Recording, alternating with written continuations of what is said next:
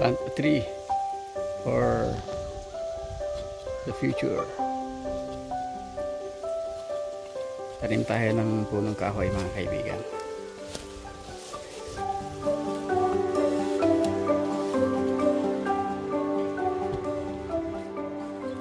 Sa lugar na to may mga tatayong mga malalaking puno after 3 years or 5 years.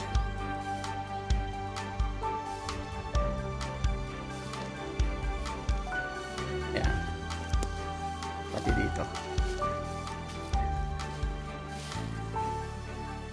after 3 years or 5 years may malalaking puno rito na tatayo. Tanim tayo ng puno mga kaibigan. Yun ang mga puno ang pag-asa natin sa kinabukasan para maiwasan natin ng sobrang init, malabanan natin ang climate change at global warming.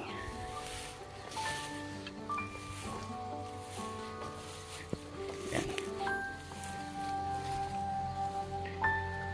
Isang tao, isang puno sa buong mundo siguradong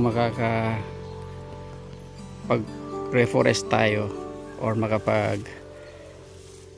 pabuhay tayo ng mga puno, milyong-milyong puno. Basta ang gawin sana natin ay isang tao, isang puno ang mapapalaki niya. Kailangang sustainable tree planting ang gagawin natin. Kasi sayang lang ang mga seedlings na tinatanim natin kung itatanim lang natin tapos hindi natin babalikan para alagaan at siguradong mabuhay. Plant a tree for a legacy.